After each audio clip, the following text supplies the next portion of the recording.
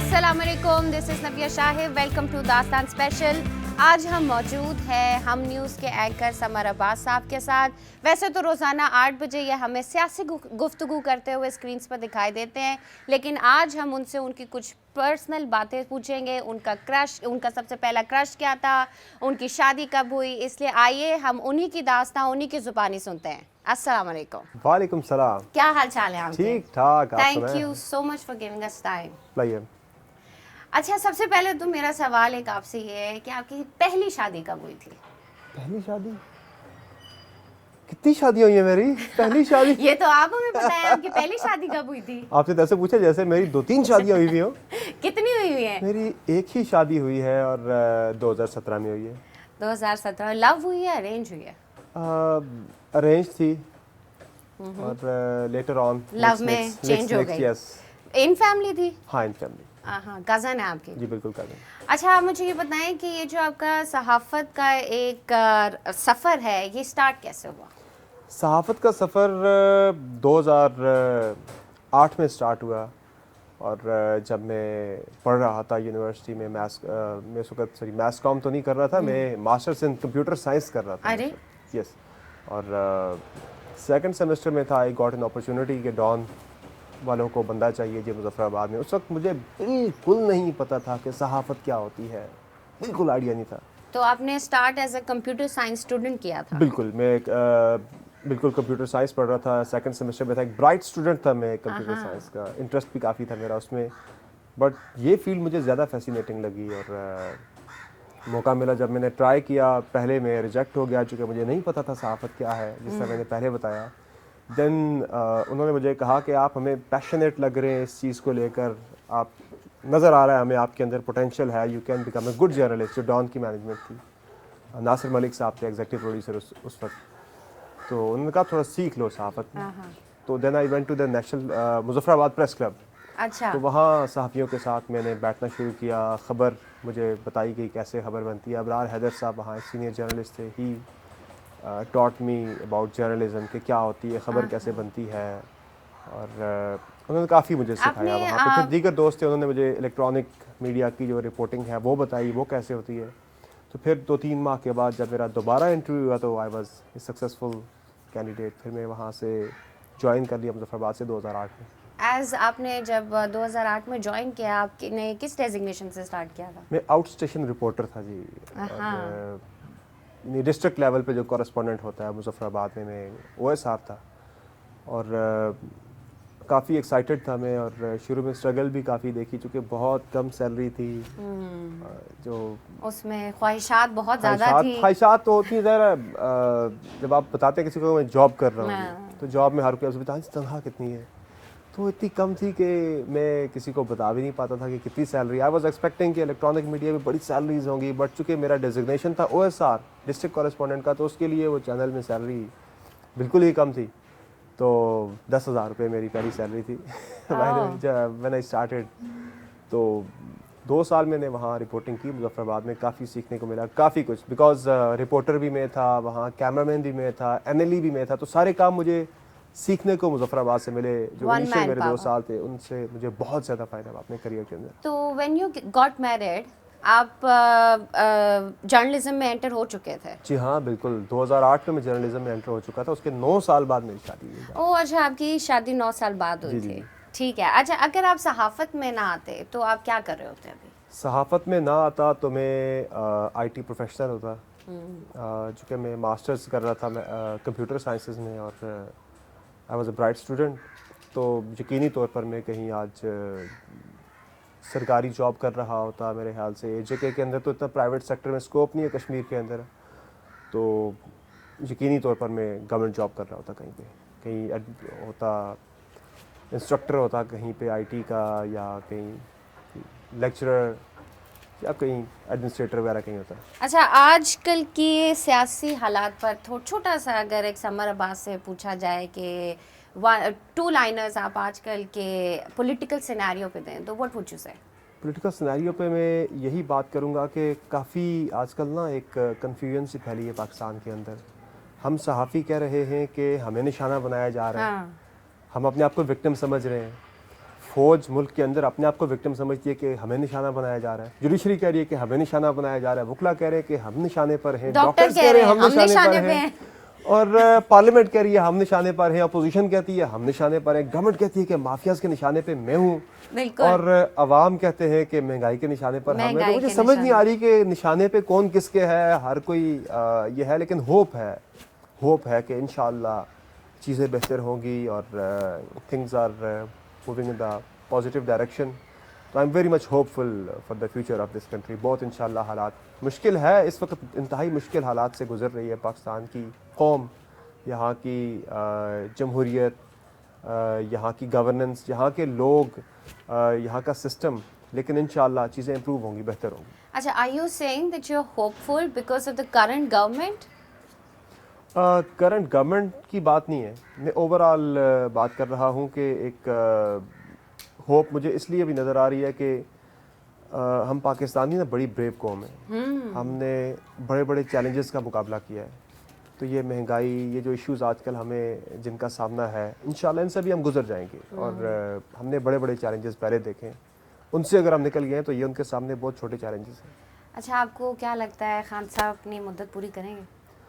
خان صاحب کی مدت کا بڑا یہ آپ نے ٹرکی سوال کر دیا ہے. یہ مجھے شیخ رشید صاحب کو فون کر کے پوچھنا پڑے گا کہ وہ مدت پوری کر رہے ہیں کہ شیخ رشید صاحب آج کل کوئی اس بارے میں بات نہیں کر رہے ہیں, میں ان سے پوچھ چکی ہوں. وہ خان صاحب کے ساتھ ہے نا, اس لیے وہ بات نہیں کر رہے ہیں. ہاں, اگر وہ پوزیشن میں ہوتے تو وہ ضرور تاریخیں دے رہے ہوتے. آپ ایز صحافی اور ایز آرڈنری مین, اگر آپ ایک حکومت کو نصیحت دیں تو وہ کیا ہوگی؟ میری اس حکومت کو نصیحت یہ ہے کہ آپ کو یہ پکڑ دھکڑ چور ڈاکو یہ ہونا چاہیے, ضرور احتساب ہونا چاہیے, لیکن آپ کو اپنی ترجیحات سیٹ کرنا ہوگی. آپ بنگلہ دیش کی مثال دیکھ لیں, آپ انڈیا کی مثال دیکھ لیں, آپ ترکی کی مثال دیکھ لیں. احتساب ہوا ہے, لیکن پہلے ان ممالک نے اپنی اکانومی کو ٹھیک کیا, پہلے انہوں نے اپنی گورننس کو ٹھیک کیا, اس کے بعد پکڑ دھکڑ شروع ہوئی ہے دوسرے مرحلے میں. آپ نے پہلے مرحلے میں ہی خوف و راج پھیلا دیا, آپ نے پکڑ دھکڑ شروع کر دی, اس سے پولیٹیکل انسٹیبلٹی آ گئی ملک میں. تو پولیٹیکل انسٹیبلٹی ہوتی ہے تو آپ کی اکنامک اسٹیبلٹی کبھی بھی نہیں آتی, وہ اس کے ساتھ ڈائریکٹلی لنک ہوتی ہے. اسٹریٹجک پاز لے لے میرے خیال سے خان صاحب نے فی الوقت. اور پھر یہ جو پکڑم پکڑی ہے نا, یہ جاری ہے, بالکل جاری ہے, اور اسی لیے لیکن آپ کے بیوروکریٹس کام نہیں کر رہے, وہ پریشان ہیں کہ ہم کوئی کام بھی کریں گے. ظاہر ہے ایرر کہیں نہ کہیں کسی نہ کسی سے ہو ہی جاتا ہے, نہ چاہتے ہوئے بھی, اس پہ بھی آپ کو پکڑ لیا جائے گا. پھر جو کاروباری حضرات ہیں وہ انویسٹ کرنے کو تیار نہیں ہے کہ کل نیب کی طرف سے نوٹس آ جاتا ہے کہ آمدن سے زائد اثاثوں کا آپ کے خلاف ہم ریفرنس تیار کر رہے ہیں. بھائی اثاثے کہاں سے ہیں, آپ اتنا بڑا آپ نے بزنس سٹارٹ کر دیا, وہ پیسہ انویسٹ نہیں کر رہے. یہ جو غیر یقینی ہے نا, یہ ختم کرنی چاہیے خان صاحب کو. وہ اب کوشش کر رہے ہیں, لیکن یہ کام انہیں پہلے کرنا چاہیے تھا. اب بھی میرے خیال سے وہ کرنا چاہیں تو کر سکتے ہیں. اگر ان میں سے ایک کو ملک سے نکالنا ہو تو کس کو نکالیں گے؟ مشرف, بلاول بھٹو, نواز شریف؟ مشرف بھی باہر ہے, نواز شریف بھی باہر ہے, لیکن نواز شریف نے واپس آنا ہے. ملک سے باہر نکالنے کا مطلب بالکل ہی سارے کے سارے زنجیروں سے ہٹا کے آپ بالکل باعزت بری ہیں. نہیں, باعزت بری کرنا ہے یا نکالنا ہے, ملک سے جان چھڑانی ہے؟ باعزت بری کر کے نکالنا ہے. باعزت بری کر کے نکالنا ہے, یہ بڑا ٹف کوشچن آپ نے کر دیا ہے. باعزت بری نواز شریف کو کروں گا. اچھا, آپ کو کیا لگتا ہے نواز شریف واپس آئیں گے؟ نواز شریف فی الوقت تو واپس نہیں آئیں گے, کم از کم اگلے 7-8 مہینے واپس نہیں آنے والے. اچھا, آپ کو لگتا ہے ان کی طبیعت خراب ہے؟ ان کی طبیعت بالکل خراب. اچھا, یہ سیاسی رہنما جو آپ کو پسند ہے اور ان کی وہ بات جو آپ کو بالکل ناپسند ہو. سیاسی رہنما جو مجھے پسند ہے اور ان کی ایک بات جو آپ کو پسند نہیں ہے. مجھے اس وقت جو پاکستان کے اندر سیاسی لیڈرشپ ہے, اس میں بلاول باقیوں کی نسبت قدرے بہتر لگتے ہیں مجھے, کہ ان کے اندر نا جو صلاحیتیں ہیں, مجھے وہ لیڈر والی کیپیبلٹیز نظر آ رہی ہیں کہ فیوچر لیڈر ہمارا وہ بن سکتا ہے پاکستان کا. اور جو بات پسند نہیں ہے ان کے بارے میں مجھے وہ یہ ہے کہ سیکیورٹی شاید ان کی مجبوری بھی ہے, وہ عوام کے ساتھ ان کا نا وہ رابطہ نہیں ہے جو ہونا چاہیے, کٹے ہوئے دور ہیں. ان کو عوام کے زیادہ قریب جانا چاہیے, وہ سیکیورٹی کے حصار میں ہر جگہ پہ جانا وہ چاہتے میرے خیال سے نہیں چاہتے ہوں گے, لیکن مجبوری بھی ہے. لیکن انہیں تھوڑا عوام کے قریب جانا چاہیے, جس طرح بے نظیر بھٹو جایا. بالکل جیسے ان کی والدہ تھی. اچھا اگر یہ 3 نام میں آپ کو بتاؤں گی اس کا آپ نے مجھے بتانا ہے کہ اگر یہ سیاستدان نہ ہوتے تو کیا ہوتے ہیں. شیخ رشید صاحب. شیخ رشید صاحب اگر سیاستدان نہ ہوتے تو پنڈی میں جو ان کے باقی شیخ برادری کے لوگ ہیں وہ کاروبار کر رہے ہیں, ہول سیل کے ڈیلرز ہیں اور کچھ کے ٹرکس وغیرہ بھی ہیں. تو میرا سے ان کے 1-2 ٹرک بھی ہونے تھے شیخ صاحب کے, اور ایک بڑا سا ان کا ہول سیل کا اسٹور ہونا تھا پنڈی گنج منڈی کے اندر, کہیں وہ بیٹھے ہوتے. پھر تو انہوں نے آج کی اکنامیکل سچویشن کو دیکھ کے بہت شور مچانا تھا. انہوں نے شور تو مچا رہے ہیں, وہ بھی کہہ رہے ہیں, وہ ابھی بھی کہتے ہیں. اس معاملے پہ تو وہ کوئی لحاظ نہیں کر رہے. وہ کہتے ہیں میں پریشان ہوں, میں جاتا ہوں لوگوں کے ساتھ ملتا ہوں, لوگ کہتے ہیں کہ مہنگائی نے کمر توڑ دی ہے. وہ شیخ صاحب مانتے ہیں اس بات کو. فواد چودھری صاحب. فواد چودھری اگر سیاست میں نہ ہوتے تو اب وکیل مت کہیے گا, پروفیسر ہوتے کہیں. کیا کون سا کورس پڑھا رہے تھے؟ بڑے کروز قسم کے پروفیسر ہوتے تھے بائی دی وے. آج کل وہ باتیں کر رہے تھے نا بڑی سنجیدہ قسم کی, بڑی سنجیدہ. آج کل وہ بڑی سنجیدہ گفتگو کر رہے ہیں, بہت سنجیدہ ہوئے ہوئے ہیں. تو سائیکالوجی پڑھا رہے ہوتے کہیں, میرے خیال سے پروفیسر ہوتے. اچھا فردوس عاشق امان صاحبہ. فردوس عاشق امان اگر سیاستدان نہ ہوتی نا تو انہوں نے ڈاکٹر ہی ہونا تھا, چونکہ وہ میڈیکل ڈاکٹر ہیں نا, تو وہ کہیں ان کا کلینک وغیرہ ہوتا, وہ ڈاکٹر ہی ہوتی. وہ ڈاکٹر ہی ہوتی. اچھا اگر آپ کے اندر فواد چودھری صاحب کی روح ڈال دی جائے, نعوذ باللہ نعوذ باللہ, تو آپ سب سے پہلا کام کیا کریں گے؟ میں سب سے پہلا کام میں مفتی منیب الرحمان صاحب کو کھانے پہ بلاؤں گا. سب سے پہلے ان کے ساتھ صلح کروں گا, ان کے ساتھ ان کی کافی. اچھا اور اگر آپ کو یہ والی جو منسٹری ہے وہ دے دی جاتی تو آپ سب سے نمایاں کام کیا کرنا چاہتے ہیں؟ Science and technology. Science and technology ملتی تو میں نمایاں کام تو یہی ہے کہ زیادہ سے زیادہ جو پروفیشنل ایک جو سائنس اینڈ ٹیکنالوجی کی جو اپلیکیشن ہے پریکٹیکل, میں اس طرف زیادہ زور دیتا یونیورسٹیز کے اندر, اور جو ہمارے ٹیکنیکل ووکیشنل انسٹیٹیوٹس ہیں وہاں پہ, کہ چونکہ ہمارے یہاں تعلیم تو دی جا رہی ہے, تربیت اور پریکٹیکل اس کی اپلیکیشن کا نہیں ہے اتنا زیادہ. تو میں پریکٹیکل لوگوں کو زیادہ بتا رہا ہوتا کہ بھائی یہ چیزیں ایسے ہوتی ہیں, اور اسکلڈ لیبر ہم تیار کر رہے ہوتے ہیں. عثمان بزدار صاحب کہیں جا رہے ہیں, آپ کو کیا لگتا ہے؟ عثمان بزدار صاحب کہیں نہیں جا رہے, اور وہ کہیں نہیں جا سکتے. انہوں نے کہیں نہیں جانا. شیر شاہ سوری ہیں, شیر شاہ سوری کو ہٹانا کوئی اتنا آسان کام نہیں ہے. تلواریں چل جانی ہیں پنجاب کے اندر اگر شیر شاہ سوری کو کسی نے ہٹانے کی بات کی. اگر کوئی بات کرتا بھی ہے تو کافی سارے کے سارے جو منسٹرز ہیں وہ بولنا شروع ہو جاتے ہیں اس بات کے اوپر. انہیں پتا ہے کہ خان صاحب کی ناراضگی تو نہیں مول لینی, نہیں مول لے سکتے, ہماری وضاحتیں چلی جائیں گی. کلیئر کہہ دیا کہ کوئی رہے نہ رہے عثمان بزدار میں رہنا ہے. فواد چودھری کی 3 خصوصیات بتائیں. فواد چودھری کی 3 خصوصیات.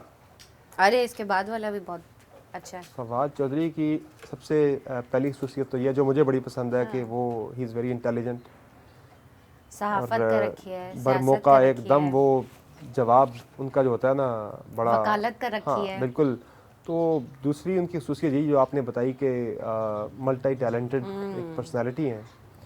اور تیسرا یہ ہے کہ وہ ہواؤں کا رخ بڑی جلدی دیکھ لیتے ہیں کہ ہواؤں کا رخ کس طرف ہے, اور بتا دیتے ہیں. ہاں یہ بھی ان کی میں کہوں گا کہ ان کی انفارمیشن ہوتی ہے یا انٹیلیجنس ان کی بڑی اسٹرانگ ہے کہ انہیں پتہ لگ جاتا ہے کہ ہواؤں کا رخ کس طرف جا رہا ہے. اچھا یہ میرا ایک اپنا سوال ہے کہ آپ کو لگتا ہے کہ سائنس اینڈ ٹیکنالوجی کی منسٹری کسی اور کو دے کے ہم فواد چودھری کو کسی سگنیفیکنٹ کام کے لیے استعمال کر سکتے ہیں اپنے ملک میں, یا سائنس اینڈ مطلب مجھے لگتا ہے he was better at information ministry.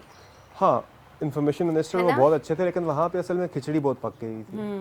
وہاں پہ بیگ صاحب بھی تھے, وہاں پہ افتخار دورانی بھی تھے, اور فیصل جاوید کی اپنی ایک وہاں پہ وہ تھی بالکل معاملات تھے. نئے ملک بھی انٹرفیئر کر رہے تھے, تو وہ تنگ تھے وہاں انفارمیشن منسٹری میں. He wanted to move somewhere else. تو سائنس اینڈ ٹیکنالوجی دی گئی ہے تو وہاں بھی وہ شائن کر رہے ہیں. یہ تو ان کی ایک بہت بڑی کوالٹی ہے کہ وہ ان کو جو کام دیا جائے سائنس اینڈ ٹیکنالوجی ہی میرے خیال سے ان کو رکھنی چاہیے, اور لوگوں کو بتانا چاہیے کہ اتنی غیر اہم منسٹری نہیں ہے یہ بڑی امپورٹنٹ منسٹری ہے. اور سائنس اینڈ ٹیکنالوجی سے آپ بڑا کچھ کر سکتے ہیں, ترقی کر سکتے ہیں, پاکستان کو کہاں سے کہاں لے کے جا سکتے ہیں. اب تو وہ پہلا خلائی مشن بھیجنے کی بات کر رہے ہیں فواد چودھری صاحب, تو ویژن ان کا اچھا ہے اس معاملے میں. یہ بہت اچھا ان کا وہ ہے. عامر لیاقت کی 3 خصوصیات بتائیں. عامر لیاقت کی 3 خصوصیات. ایک تو مجھے یاد آ گئی, कौन सी वाली? वो मैं आपको बाद में बताऊंगी। गालिब भाई तो नहीं आपको कहीं? आमिर अच्छा, जाकिर की भी खसूसियत यही है कि वो भी अपने आप को एडजस्ट बड़ी महारत के साथ करते हैं जहाँ वो होना चाहें, और दूसरी उनकी खसूसियत यह है कि जो मुझे लगता है दीन की बहुत ज़्यादा मालूमात ना होते हुए भी ना वो बहुत बड़े आलिम अपने आप को बताने में, लोगों को ये बात रियलाइज़ कराने में कामयाब हैं कि वाकई में वो बहुत बड़े आलिम हैं। और तीसरी उनकी खसूसियत ये है कि इंटेलिजेंट है। अच्छा, अगर आप इन लोगों का मोबाइल फ़ोन चेक करें तो आखिरी कॉल किसकी होगी? आमिर लियाकत। उनकी जो दूसरी बेगम है कायम अली शाह। कायम अली शाह साहब को आखिरी कॉल नैब की होनी है। आजकल उनकी बड़ी पेशियाँ चल रही है नैब में। मरियम औरंगज़ेब। मरियम औरंगज़ेब को आखिरी कॉल होनी है मरियम नवाज़ की ही शायद हो कि वो फ़लाँ रेसिपी बताना ज़रा तुम। एहसन इकबाल। एहसन इकबाल साहब को भी आखिरी कॉल आजकल नैब की चल रही नैब की ही आनी होने। नवाज शरीफ। मियाँ नवाज शरीफ को आखिरी कॉल मरियम नवाज़ की होनी है। और मरियम नवाज़ को? मरियम नवाज़ को मियाँ नवाज शरीफ की। अरे वाह, आप तो बड़े आसानी दोनों से में बड़ा, जवाब दे रहे हैं। दोनों में बड़ा आजकल जो है ना वो दूरी है। मरियम नवाज यहाँ पे हैं, मियाँ साहब वहाँ पे हैं, तो वो एक दूसरे के साथ ज़्यादा बात करते होंगे, क्योंकि ये हकीकत भी है कि अटैचमेंट मियाँ नवाज शरीफ की जो है ना वो मरियम नवाज के साथ ज़्यादा है। बेटियों को वालिदैन का ज़्यादा होता है, ज़्यादा करीब होती हैं। मरियम भी जिस तरह खड़ी हुई हैं अपने वालिद के साथ, वो जो काम बेटों ने भी नहीं, जो बेटे नहीं कर सके वो काम बेटी ने किया, बिल्कुल, और बड़ी दिलेरी से किया। इनमें से किसके साथ ईद मनाना पसंद करेंगे आप? मायरा खान, महविश हयात या वीना मलिक? मायरा खान, महविश हयात या वीना मलिक? वीना मलिक की ट्वीट्स आजकल बड़ी मज़े की आ रही होती हैं, तो आजकल तो वैसे सबकी बड़ी मज़े की आ रही हैं। वीना मलिक की ज़्यादा आ रही होती हैं अच्छी। तो महविश हयात ज़रा वो सदारती उन्हें मिला हुआ है ना, ज़रा एक वो तमगा भी, बिल्कुल बिल्कुल, हुस्न कारकर्दगी, ज़रा प्रोफाइल ज़रा हाई है, तो उसके साथ ईद मनाने का अच्छा रहेगा, मुनासिब रहेगा। बिल्कुल। मशहूर होने के लिए क्या ज़रूरी है? खूबसूरती या टैलेंट या किस्मत? किस्मत और टैलेंट, क्योंकि बहुत सारे खूबसूरत लोग हैं जो मशहूर नहीं हैं। बिल्कुल सही बात है। टैलेंट जो है ना वो मैटर करता है ज़्यादा, और किस्मत भी ऑब्वियसली फिर साथ अगर मिल जाए तो फिर। Thank you so much, summer साहब. It was really pleasure talking to you and it was really fun. Likewise, मैंने खुद काफ़ी एंजॉय किया, और आई विश गुड लक। आपका जो दास्तान चैनल है ये मज़ीद प्रोग्रेस करे, मज़ीद फ्लरिश करे, और लोग ज़्यादा से ज़्यादा आपके दास्तान चैनल को सब्सक्राइब करें, और इस तरह के मज़ीद दिलचस्प इंटरव्यूज़ जो मेरे बाद आने वाले हैं वो आप मिस ना कीजिएगा इंशाल्लाह. Thank you for watching Dastan Special.